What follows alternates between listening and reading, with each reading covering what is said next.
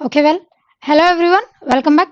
Welcome to the current affairs of 14th and 15th August 2021. Let's have the first one. Which of the following has been recognized as wetlands of global importance under the Ramsar Convention? What are those అండి? అన్నీ కూడా రీసెంట్గా Ramsar కన్వెన్షన్లో wetlands రికగ్నిషన్ని ఇచ్చారు. ఈ Ramsar convention అన్నటువంటిది ఏంటంటేనండి, ఈ Ramsar convention అన్నటువంటిది వెట్లాండ్స్ మన భారతదేశంలో ఉన్నటువంటి వెట్లాండ్స్ మాత్రమే కాదండి, గ్లోబల్గా వరల్డ్ లెవెల్లో ఉన్నటువంటి వెట్లాండ్స్ అన్నిటినీ కూడా ప్రిజర్వ్ చేసి వాటిని కన్జర్వ్ చేయడం కోసం అని చెప్పేసి, వాటి బాగోగులు వాటిని సంరక్షించడం కోసం అని చెప్పేసి ఈ రామ్సార్ కన్వెన్షన్ని స్టార్ట్ చేశారు. రామ్సార్ అని ఎందుకు పేరు ఇచ్చారండి అని అంటే, రామ్సార్ అన్నటువంటిది ఇరాన్లో ఒక ప్లేస్ అండి.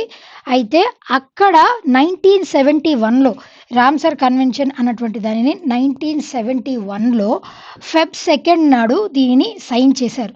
అందుకోసం అని చెప్పేసి ఆ కన్వెన్షన్కి పేరు రామ్సార్ కన్వెన్షన్ అని పెట్టడం జరిగింది. అదేవిధంగా ఫిబ్రవరి 2న వెట్లాండ్స్ డేగా అబ్జర్వ్ చేస్తారు. ఆ డేన సైన్ చేసినటువంటి డేని ఫిబ్రవరి 2 that is celebrated as wetlands day.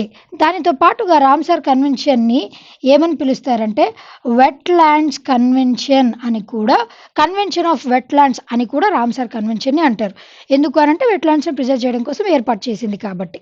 అదేవిధంగా ఇరాన్ క్యాపిటల్ అండ్ కరెన్సీ వచ్చేసి ఏమేమి ఉన్నాయండి, those are Tehran and the currency is Iranian rial. These are capital and currency.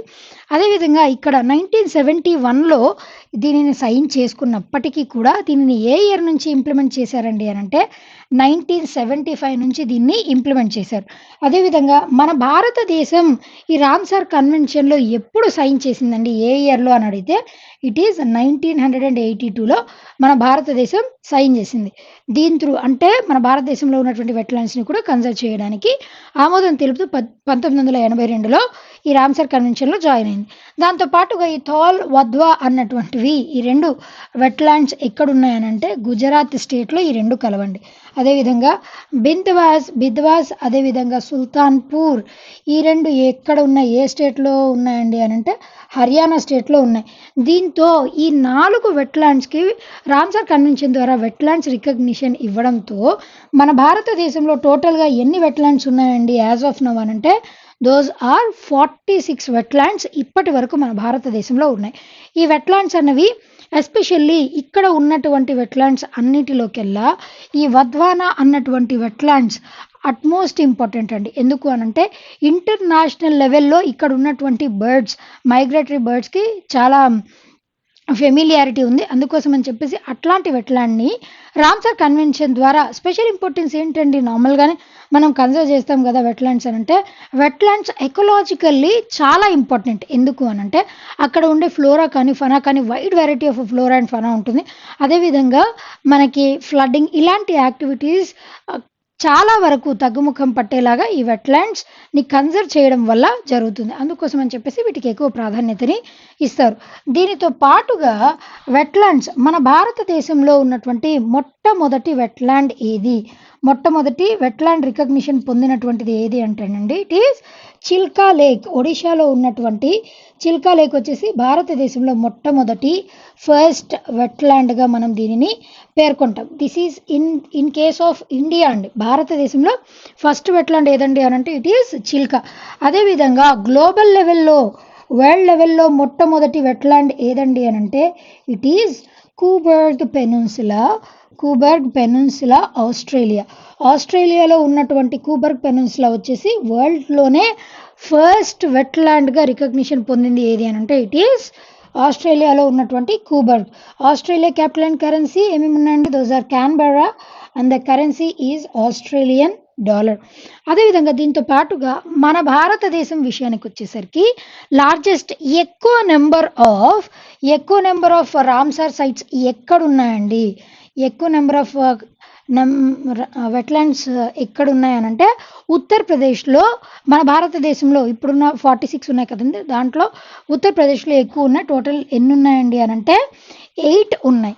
అదేవిధంగా మన భారతదేశంలో లార్జెస్ట్ వెట్లాండ్ ఏదండి అన్న క్వశ్చన్ అడిగితే ఇట్ ఈజ్ సుందర్బాన్స్. వెస్ట్ బెంగాల్లో ఉన్నటువంటి సుందర్బాన్స్ని లార్జెస్ట్ వెట్లాండ్స్గా మనం పేర్కొంటాం.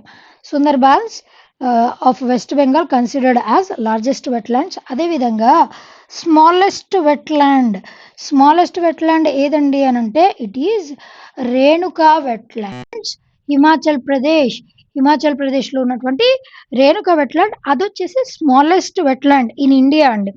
టోటల్గా మన భారతదేశంలో ఏ స్టేట్లో ఎక్కువ రామ్సార్ సైట్స్ వెట్లాండ్స్ ఎక్కువ ఎక్కడ ఉన్నాయనంటే ఇట్ ఈస్ ఉత్తరప్రదేశ్, 8 ఉన్నాయండి. లార్జెస్ట్ వన్ వచ్చేసి ఏది అని అంటే సుందర్బాన్స్. అదేవిధంగా స్మాలెస్ట్ వన్ ఏది అని అంటే it is Renuka wetlands which is situated in Himachal Pradesh. First wetland ఏదండి అని అంటే ఇట్ ఈస్ చిల్కా లేక్. మొట్టమొదట వెట్లాండ్ రికగ్నిషన్ పొందినటువంటిది Chilka lake in Odisha. World లెవెల్లో అయితే it is Coburg peninsula, Australia. Clear kadandi? These are several other important things that are related to Ramsar sites. Right, next one, which of the following has launched a clean city app to improve sanitation? What is it? And it is new Delhi municipal council వాళ్ళు రీసెంట్గా ఈ clean city app అన్నటువంటి దాన్ని రూపొందించారు. దీన్ని ఎందుకోసం రూపొందించారండి అని అంటే గార్బేజ్ క్లీనింగ్. దీనికి సంబంధించి గార్బేజ్ని ఏ విధంగా కలెక్ట్ చేస్తారండి, గార్బేజ్ క్యారియర్ వెహికల్స్ ఉంటాయి కదా, ఆ వెహికల్స్ త్రూ క్యారీ అవుట్ చేస్తుంటారు, అది మనందరికీ తెలుసు. ఈవెన్ హైదరాబాద్లో కూడా జిహెచ్ఎంసీ వాళ్ళు the carry vehicles, special vehicles through ఈ గార్బేజ్ని డైలీ బేసిస్లో కలెక్ట్ చేసుకొని వెళ్తుంటారు, so that they can dispose it some other place. ఆ విధంగా ఈ గార్బేజ్ డిస్పోజల్ని కలెక్ట్ చేయడానికి వచ్చినటువంటి వెహికల్స్ దానికి సంబంధించి ఏమన్నా ప్రాబ్లమ్స్ ఉంటే అలాంటి సమస్యలన్నిటినీ కూడా ఈ యాప్ ద్వారా సిటిజన్స్ రిజిస్టర్ చేయొచ్చు. సో దాట్ గార్బేజ్ కలెక్షన్ అన్నటువంటి దాన్ని గార్బేజ్ వేస్ట్ మేనేజ్మెంట్ని అత్యంత సులువైనటువంటి పద్ధతిలో చేపట్టడం కోసం, సో దట్ దానిని చేపట్టడం వల్ల ఆ సిటీ క్లీనెస్ట్ సిటీగా ఏర్పరచాలి అన్నటువంటి ఉద్దేశంతో క్లీన్ సిటీ అన్నటువంటి యాప్ని ఢిల్లీ మున్సిపల్ కౌన్సిల్ వాళ్ళు రీసెంట్గా దీనిని లాంచ్ చేశారు. దీని ప్రధాన ఉద్దేశం ఏంటి అని అంటే ఇలాంటి డిస్పోజల్ యాక్టివిటీస్ కండక్ట్ చేసేటప్పుడు ఏమన్నా సమస్యలు తలెత్తితే ఏ సిటిజన్ అయినా సరే దానికి సంబంధించినటువంటి రిజిస్ట్రేషన్ దీని త్రూ ఈ యాప్ త్రూ క్యారీ అవుట్ చేయొచ్చు, సో దట్ సొల్యూషన్ అన్నది త్వరితగతిన లభిస్తుంది. Next one, RBI has cancel the licence of Karnala Nagari Sahakari bank limited. It is situated in which state? What is that state అండి? ఇట్ ఈస్ మహారాష్ట్రలో ఉందండి. రీసెంట్గా ఆర్బీఐ దీని యొక్క లైసెన్స్ని క్యాన్సిల్ చేసేసింది. బేసిక్లీ ఎందుకు క్యాన్సిల్ చేసిందండి ఆర్బీఐ అని అంటే ఫండ్స్ అన్నవి ఇన్అడిక్వేట్గా ఉన్నాయంట. అడిక్వేట్ ఫండ్స్ వీటి దగ్గర ఈ బ్యాంక్ దగ్గర లేని కారణం చేత ఎడిక్వేట్ ఫండ్స్ అంటే ఫండ్స్ లేవనుకోండి, అలాంటప్పుడు ఎవరైనా సరే సేవింగ్స్ అకౌంట్స్ కానీ కరెంట్ అకౌంట్స్ కానీ వీళ్ళు పర్టికులర్ బ్యాంక్లో సేవ్ చేసుకున్నటువంటి అమౌంట్ దాని మీదనే ఆ బ్యాంక్ అన్నది ఆధారపడుతుంది మేజర్గా. అలా ఆధారపడినప్పుడు కస్టమర్స్కి ఆటోమేటిక్గా నష్టం వాటిల్లుతుంది. అలా వాటిల్లకుండా ఉండాలని చెప్పేసి ఇన్అడిక్వేట్ ఫండ్స్ ఉన్నటువంటి కారణం చేత వాళ్ళు బ్యాంక్ సరిగా రన్ చేయలేనటువంటి దృష్ట్యా ఏం చేసింది అని అంటే ఆర్బీఐ దీనిని ఇన్అడిక్వేట్ ఫండ్స్ దృష్ట్యా దీని యొక్క లైసెన్స్ని క్యాన్సిల్ చేసేసింది. That is situated in Maharashtra. అదేవిధంగా దీంతో పాటుగా ఎవరైతే దీంట్లో ఆల్రెడీ అకౌంట్ హోల్డర్స్ ఉన్నారో వాళ్ళందరికీ కూడా 95% of account holders are going to get their amount back. అదేవిధంగా ఎవరైనా సరే ఈ పాలసీస్ అట్లాంటివి దాచుకున్నప్పుడు అలాంటి వాటికి ఎంతవరకు మ్యాక్సిమం ప్రొవైడ్ చేస్తుందని అంటే ఆర్బీఐ 5 lakhs వరకు అందజేస్తుంది. ఇది మాత్రమే కాదండి, దీనితో పాటుగా రీసెంట్గా మహారాష్ట్ర స్టేట్ గవర్నమెంట్ అన్నది ఈ క్రాప్ ఫార్మ్స్ అన్నటువంటి యాప్ని కూడా లాంచ్ చేసింది. ఈ క్రాప్ ఫార్మ్స్ అన్నటువంటి ఇనిషియేటివ్ని కూడా మహారాష్ట్ర స్టేట్ గవర్నమెంట్ లాంచ్ చేసింది. దానితో పాటుగా మధ్యప్రదేశ్ స్టేట్ గవర్నమెంట్ వచ్చేసి ఈఎఫ్ఐఆర్ ఫస్ట్ ఇన్ఫర్మేషన్ రిపోర్ట్ కదండి. ఈఎఫ్ఐఆర్ అంటే ఎలక్ట్రానిక్ పద్ధతిలో అంటే ఆన్‌లైన్‌లో మనం ఎఫ్ఐఆర్ పోలీస్ స్టేషన్‌కి వెళ్ళకుండా ఎఫ్ఐఆర్‌ని ఫైల్ చేసుకునేటువంటి సదుపాయం ఈ ఎఫ్ఐఆర్ అన్నటువంటి ఫెసిలిటీని మధ్యప్రదేశ్ స్టేట్ గవర్నమెంట్ రీసెంట్‌గా లాంచ్ చేసింది. These are several other initiatives. అదేవిధంగా ఆర్‌బీఐ ఏ ఇయర్‌లో ఎస్టాబ్లిష్ అయ్యిందండి? It was established in the year 1935. ఏ యాక్ట్ ద్వారా ఎస్టాబ్లిష్ అయిందండి అనంటే ఆర్‌బీఐ యాక్ట్ 1934 ద్వారా ఎస్టాబ్లిష్ అయింది. ఏ ఇయర్‌లో నేషనలైజ్ అయిందండి? It was nationalised in the year 1949. అదేవిధంగా దీని యొక్క హెడ్ క్వార్టర్స్ వచ్చేసి ఆర్బీఐ ఫస్ట్ గవర్నర్గా ఎవరు పనిచేశారండి? ఇట్ వాజ్ ఆస్బార్న్ స్మిత్ గారు మొట్టమొదటి గవర్నర్గా సర్వ్ చేశారు. ప్రస్తుతం ఆర్బీఐకి గవర్నర్గా ఎవరున్నారండి? ఇట్ ఈజ్ శక్తికాంత దాస్ గారు ప్రస్తుతం ఆర్బీఐకి గవర్నర్గా సర్వ్ చేస్తున్నటువంటి వ్యక్తి. ఆర్బీఐకి గవర్నర్గా సర్వ్ చేసిన ఒకే ఒక్క ప్రైమ్ మినిస్టర్ ఎవరండి అనంటే ఇట్ ఈస్ మన్మోహన్ సింగ్ గారు. Right, next one. Indian Navy takes part in US Navy-led SEACAT exercise with 19 other Indo-Pacific nations held in which of the following place? At what place? And it is at Singapore. Singapore capital and currency వచ్చేసి ఏమున్నాయండి? Singapore city itself is the capital and the currency is Singapore dollar. These are capital and currency. అదేవిధంగా సీకాట్ అన్నటువంటి exercise ఏంటి అంటే ఇనీషియల్గా దీనిని 2002వ సంవత్సరంలో సీకాట్ అనంటే ఎస్ఏసి సముద్రపు కోఆపరేషన్ అగెయిన్స్ట్ టెర్రరిజం టెర్రరిజంకి అగెయిన్స్ట్గా ఈ సీ త్రూ కోఆపరేషన్ని జనరేట్ చేయడం కోసం అని చెప్పేసి 2002 సంవత్సరంలో దీనిని లాంచ్ చేశారు ఆ మోటోతో. కాకపోతే ఇప్పుడు రీసెంట్గా ఈ సీకాట్ దీని యొక్క అబ్రివేషన్ మారిపోయిందండి. That is south east Asian cooperation and training. SEA అంటే ఏంటంటేనండి it is south east Asian cooperation and training. This is the full form of SEACAT. దీంట్లో టోటల్గా 20 దేశాలు పాల్గొన్నాయి. 19 ఇండో పసిఫిక్ నేషన్స్ 19. దానితో పాటుగా యుఎస్ నేవీ కూడా దీంట్లో పాల్పంచుకుంది. టోటల్గా ఎన్ని కంట్రీస్ పాల్గొన్నాయండి అంటే ఎన్ని నేషన్స్? 20 నేషన్స్. అదేవిధంగా 2021లో జరిగేటువంటి ఇది ఎన్నో ఎడిషన్ అండి అని అంటే 20th ఎడిషన్. దాంట్లో భాగంగా 20 నేషన్స్ పార్టిసిపేట్ చేశాయి. ఈ విధంగా గుర్తుపెట్టుకోండి. It would be easy for you to remember. ఎక్కడ జరిగిందండి అని అంటే సింగపూర్లో దీన్ని క్యారీ అవుట్ చేశారు. Maritime exercise, naval exercise, maritime exercise that is SEACAT అన్నటువంటి ఎక్సర్సైజ్. పేరులోనే ఉంది కదండి సీ. దీనిని చూసి కూడా మీరు ఈజీగా ఐడెంటిఫై చేయొచ్చు. క్లియర్ కదండి? Right, next one. See, who's the author of the book titled Lesser Lives? Stories of Domestic Servants in India. Who are those two persons? Prabhat Kumar and Nitin Sinha. వీళ్ళిద్దరూ దీని యొక్క authors అండి. Basically stories of domestic servants. మన భారతదేశంలో ఉన్నటువంటి domestic servants అంటే ఇక్కడ ఏదైనా సరే కేవలం ఇండియాలో మాత్రమే కాదండి, ఎక్కడైనా సరే ఆ దేశంలో వాళ్ళే సర్వ్ చేస్తుంటే అలాంటి వాళ్ళని డొమెస్టిక్ సర్వెంట్స్ అంటాం. ఇక్కడ మన భారతదేశం విషయంలో డొమెస్టిక్ సర్వెంట్స్ వాళ్ళ యొక్క పరిస్థితి ఏ విధంగా ఉంది అంటే అనాది కాలం నుంచి ఇప్పటి వరకు వాళ్ళ పరిస్థితి ఎలా ఉంది, ప్రస్తుతానికి వాళ్ళ పరిస్థితి మెరుగుపడిందా లేదా, ఇంకా ఎన్హాన్స్ చేయాలంటే వాళ్ళ యొక్క పరిస్థితిని ఏ విధంగా ఎన్హాన్స్ చేయొచ్చు అన్నటువంటి దాని గురించినటువంటి ఎంటైర్ బుక్కే this book. Clear? Right, next one. Which of the following bank has signed an MOU with the Indian Navy to initiate Honor First? పేరులోనే ఉంది. That is IDFC First Bank అండి. అదేవిధంగా దీని యొక్క హెడ్ క్వార్టర్స్ ఎక్కడ ఉన్నాయంటే those are situated in Mumbai, Maharashtra. దీనికి హెడ్గా ఎవరున్నారండి అని అంటే ఇట్ ఈజ్ వి వైద్యనాథ్ గారు దీనికి హెడ్గా సర్వ్ చేస్తున్నటువంటి వ్యక్తి. అయితే ఈ ఐడిఎఫ్సి ఫస్ట్ అన్నటువంటిది ఏంటి అని అంటే ఇండియన్ నేవీ పర్సన్స్ ఎవరైతే సర్వ్ చేస్తున్నారో ఆ పర్సనల్స్, అదేవిధంగా రిటైర్ అయిపోయినటువంటి person, on duty off duty ఇద్దరికీ కూడా నేవీ పర్సన్స్ వాళ్ళందరికీ కూడా ఈ ఆనర్ ఫస్ట్ అన్నటువంటి దాని ద్వారా సేవింగ్స్ అకౌంట్ కానీ అదేవిధంగా క్రెడిట్ కార్డ్స్, డెబిట్ కార్డ్స్ ఇట్లాంటివి కల్పించడం మాత్రమే కాకుండా వాళ్ళకి ఇంకా ఇన్సూరెన్స్ని కల్పించడం, ఇన్సూరెన్స్ నార్మల్గా బ్యాంక్స్ కల్పించేటువంటి లైఫ్ ఇన్సూరెన్స్ దానితో ధీటుగా ఇంకా 10 రెట్లు ఎక్కువ ఇన్సూరెన్స్ని వీళ్ళు అందజేస్తారు. దీనితో పాటుగా ATM, automated teller machine, ATM cash withdrawals, infinite ఎన్ని క్యాష్ విత్డ్రాల్స్ అయినా కూడా చేపట్టొచ్చు free of cost, any number of cash withdrawals. అలా కాకుండా మనకైతే జనరల్గా మెట్రోపాలిటన్ సిటీస్లో ఒక విధంగా ఉంటుంది, నాన్ మెట్రోపాలిటన్ సిటీస్ అదేవిధంగా ఓన్ బ్రాంచ్ అయితే ఓన్ బ్రాంచ్ ఏటీఎంలో అయితే కొన్ని నెంబర్ ఆఫ్ ట్రాన్సాక్షన్స్,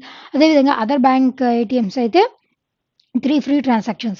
అట్లా out of that, other than that beyond వెళ్తే ఛార్జెస్ అనేవి పడతాయి.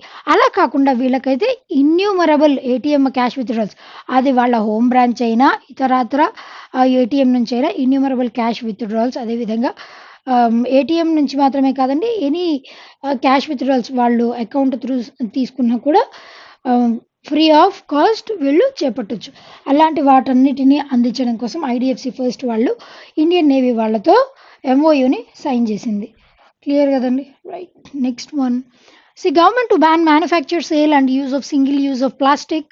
Single use plastic from what date అండి? It is from 1st July 2022 onwards మన గవర్నమెంట్ ఆఫ్ ఇండియా అన్నది సింగిల్ యూజ్ ప్లాస్టిక్ని బ్యాన్ చేయాలని ఈ టార్గెట్ని సెట్ చేసుకుందండి. 1st July 2022ని టార్గెట్ సెట్ చేసుకుంది. అయితే ప్రస్తుతానికి మనం వాడుతున్నటువంటి 50 మైక్రాన్స్ ప్లాస్టిక్ని నెక్స్ట్ 30th September వరకు 30 మైక్రాన్స్ ప్లాస్టిక్కి ఎన్హాన్స్ చేయనుంది. దాని తర్వాత December 31st వరకు ఈ 70 మైక్రాన్స్ని 120 మైక్రాన్స్ అంటే ప్లాస్టిక్ రేంజ్ని పెంచుతూ పోతారు. ఎందుకండి ఇట్లా మైక్రాన్స్ రేంజ్ని పెంచుతారు అని అంటే, సో దట్ మైక్రాన్స్ రేంజ్ని పెంచడం వల్ల అవి రీసైకిల్ చేయడానికి పనికొస్తాయి. అలా కాకుండా తక్కువ మైక్రాన్స్ రేంజ్ దృష్ట్యా వీటిని రూపొందించాము అని అంటే అవి రీసైకిల్ చేయడానికి పనికిరావు, మళ్ళీ అవి ఈ బయోలాజికల్ వేస్ట్గా కూడా సర్వ్ అవ్వవు, డీగ్రేడ్ కూడా అవ్వవండి. ఆ విధంగా అవి డీగ్రేడ్ అవ్వాలంటే కొన్ని మిలియన్స్ ఆఫ్ ఇయర్స్ పడుతుంది. అట్లా they will result in pollution. అది కేవలం వాటర్ పొల్యూషన్, ఎయిర్ పొల్యూషన్ ఇట్లా కాదండి, మొత్తం ఎంటైర్గా పొల్యూషన్కి దోహదపడుతుంది. ఈ పొల్యూషన్ రెడ్యూస్ చేయడం కోసం అని చెప్పేసి మన గవర్నమెంట్ ఆఫ్ ఇండియా రీసెంట్గా on the eve of independence day, August 15th 74th independence day సందర్భంగా ఈ నిర్ణయాన్ని తీసుకుంది. That is a thing. Right. Next one, which of the following country president has hailed India on 75th Independence Day? What is that country? And it is Russia. దీని యొక్క president ఎవరండి? Vladimir Putin గారు రీసెంట్గా జరిగినటువంటి 74th independence day. Russia capital and currency వచ్చేసి ఏమున్నాయండి? Those are Moscow and the currency is Russian ruble. These are capital and currency. అదేవిధంగా hailed అంటే ఏంటి అని అంటే ప్రశంసించడం. ఈ మన రీసెంట్గా జరిగినటువంటి 74th ఇండిపెండెన్స్. అయితే మన భారతదేశానికి స్వాతంత్రం అన్నది 15th August 1947లో లభించింది. After 200 years of struggle with బ్రిటిషర్స్తో మనం ఒక 200 సంవత్సరాల పాటు, దాదాపుగా 200 సంవత్సరాల పాటు వాళ్ళ పరిపాలనలో ఉండి 1947 15th August మనకి స్వాతంత్రం అన్నది లభించింది. ఆ డేన మనం అప్పటి నుంచి ఇప్పటి వరకు ఇండిపెండెన్స్ డే సెలబ్రేట్ చేస్తూ వచ్చాం. ఈ ఇయర్ వచ్చేసి 2021 74 years కంప్లీట్ అయిపోయాయండి. 75th ఇయర్లోకి మనం ఎంటర్ అయ్యాం. ఆ సందర్భంగానే మన ప్రైమ్ మినిస్టర్ నరేంద్ర మోదీ గారు ఇదివరకే ఏం చేశారు అని అంటే ఆజాదీ కా అమృత్ మహోత్సవ్ అన్నటువంటి దానిని లాంచ్ చేశారు. అమృత్ మహోత్సవ్ దేనికోసం అని అంటే 75 weeks 75th independence 75 years of independence complete చేసుకోవడానికి 75 weeks ముందుగానే ఈ ఆజాదీ కా అమృత్ మహోత్సవ్ అన్నటువంటి దానిని లాంచ్ చేశారు. దీని ద్వారా సెవరల్ ఇనిషియేటివ్స్ని కూడా లాంచ్ చేశారు, అది మనందరికీ తెలిసిందే. అయితే రీసెంట్గా జరిగినటువంటి ఈ ఇండిపెండెన్స్ డేలో ముఖ్యమైనటువంటి భాగాలు ఏంటండి? ఫ్లాగ్ని ఎవరు హాయిస్ట్ చేస్తారండి ఇండిపెండెన్స్ డేకి అని అంటే ఈ ఎవరు హోస్ట్ చేస్తారనంటే it is prime minister. Republic డేకి డిఫరెంట్. రెడ్ ఫోర్ట్ నుంచి ప్రైమ్ మినిస్టర్ గారు ఫ్లాగ్ హోస్ట్ చేసి స్పీచ్ని డెలివర్ చేస్తారు. అదేవిధంగా దీనికంటే ముందు ఒక రోజు ముందు మన ఇండిపెండెన్స్ రావడానికి ఒక రోజు ముందు 14th ఆగస్ట్ నాడు ప్రెసిడెంట్ ఆఫ్ ఇండియా ఎవరైతే ఉంటారో ఆయన స్పీచ్ని డెలివర్ చేస్తారు. అంటే లాస్ట్ ఇయర్ నుంచి ఇప్పటి వరకు మనం సాధించినటువంటి ఘనతలు వాటన్నిటి గురించినటువంటి డిస్క్రిప్షన్ ముందు రోజు ప్రెసిడెంట్ గారు డెలివర్ చేస్తారు. అండ్ రీసెంట్గా జరిగినటువంటి ఈ టోక్యో ఒలింపిక్స్లో విజేతలుగా ఉన్నటువంటి వాళ్ళని కూడా ఈ ఇండిపెండెన్స్ డేలో ప్రవేశపెట్టారు. ఆ విధంగా మనం లాస్ట్ ఇయర్ నుంచి ఇప్పటి వరకు సాధించినటువంటి ఘనతలు అండ్ ఇంకా ఫర్దర్గా కూడా మనం తీసుకోవాల్సినటువంటి ఇనిషియేటివ్స్ వాటన్నిటి గురించి దీంట్లో ప్రజెంట్ చేస్తారు. దానితో పాటుగా గ్యాలంటరీ అవార్డ్స్ని ప్రజెంట్ చేస్తారండి. గ్యాలంటరీ అవార్డ్స్, పోలీస్ మెడల్స్ వీటిని కూడా అందజేస్తారు. These are several other things that took place on the eve of Independence Day. Right. Next one, Prime Minister Modi has announced how many lakh crores under Gati Shakti scheme for holistic infra growth on the occasion of Independence Day. ఎన్ని లక్షల కోట్లు అని announce చేశారండి నరేంద్ర మోదీ గారు? 100 లక్షల కోట్లు. గతి అన్నటువంటి స్కీమ్, నార్మల్గా గతి scheme is different. Gender advancements by transforming institutions, that is different. అది గతి by department of science and technology. అది మేజర్గా విమెన్ సైంటిస్టులని అదేవిధంగా విమెన్ ప్రొఫెసర్స్ వాళ్ళని ప్రమోట్ చేయడం కోసం అని చెప్పేసి గతి అన్నటువంటి scheme, gender advancement by transforming institutions, that is different అండి. ఇక్కడ గతి శక్తి స్కీమ్ అన్నది మేజర్గా ఎవరి కోసం అండి అనంటే ఇక్కడ ఇన్ఫ్రాస్ట్రక్చర్ని డెవలప్ చేయడం కోసం గతి స్కీమ్. దీనితో పాటుగా ఇన్ఫ్రాస్ట్రక్చర్ డెవలప్మెంట్తో పాటుగా యూత్కి జాబ్స్ని ప్రొవైడ్ చేయడం కోసం అని చెప్పేసి ఈ గతి శక్తి స్కీమ్ అన్నటువంటి దాన్ని ఇనిషియేట్ చేయనున్నారు. అయితే అది కేవలం క్యాప్ అన్నది ఇంకా డిసైడ్ చేయలేదండి. 100 lakh crores మినిమంగా చెప్పారు. కాకపోతే ఎంత ఉంటుంది అన్నది పైలట్ బేసిస్ మీద దాన్ని నిర్వహిస్తారా లేదు ఎంటైర్ కంట్రీ లెవెల్లో దాన్ని నిర్వహిస్తారా అన్నటువంటిది నెక్స్ట్ ఫర్దర్గా తెలుస్తుంది. మేజర్గా అయితే ఇన్ఫ్రాస్ట్రక్చర్ డెవలప్మెంట్, అదేవిధంగా మేజర్గా యూత్కి జాబ్స్ని అందించడం కోసం దీనిని ఇనిషియేట్ చేయనున్నారు. Next one, which of the following day will be observed as Partition Horrors Remembers Day in India? What is the day అండి? It is 14th August na partition horrors remembrance day అన్నటువంటిది ఏంటి అని అంటే మన భారతదేశానికి 15 August independence day వచ్చింది, అది మనందరికీ తెలుసు. దానికంటే ముందు ఇండియా పాకిస్తాన్ 2 దేశాలుగా డివైడ్ అయిపోయిందండి. ఇండియా పాకిస్తాన్ మాత్రమే కాదు ఇంకా చాలా దేశాలు ఇట్లా డివైడ్ అయిపోయినటువంటి సందర్భంలో మన భారతదేశంలో ఎక్కువ మంది హిందూస్ ఉంటారు. అంటే ఇక్కడ ఉన్నటువంటి ముస్లిమ్స్ అందరూ కూడా పాకిస్తాన్కి వెళ్ళిపోయారు. అక్కడ ఉన్నటువంటి మన ఇండియన్స్ అందరూ కూడా డివైడ్ అయిపోయిన తర్వాత ఇండియాకి వచ్చేస్తున్నారు. ఈ క్రమంలో ఏం జరిగింది అనంటే మధ్యలో బార్డర్లో పంజాబ్, వెస్ట్ బెంగాల్ ఆ రీజియన్లో ఏం జరిగింది అనంటే పర్టికులర్గా పాకిస్తాన్ నుంచి ఇండియాకి వచ్చేవారు, ఇండియా నుంచి పాకిస్తాన్కి వెళ్ళిపోయేటువంటి సిటిజన్స్ మార్గ మధ్యలో ఏం జరిగింది అనంటే చాలామంది నియర్లీ 2 million పీపుల్ అండి.